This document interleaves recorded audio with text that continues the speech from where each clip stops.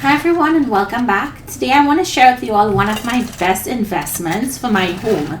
If you guys entertain a lot, this ice maker is going to save you so much time and so much money just by having this. And this is the Newair 80-pound left swing door. It's either a freestanding or you can have it built into your cabinets.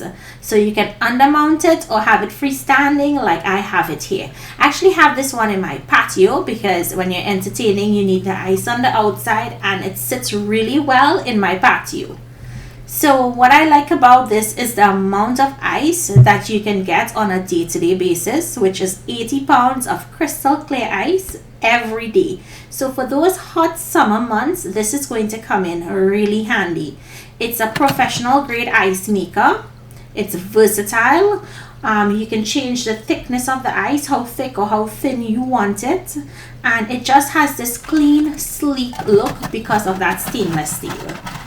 And just look at the ice as I take it out here. Perfect nuggets. I absolutely am so in love with this machine. I think if you can invest in one of these, you should, especially if you do a lot of entertaining.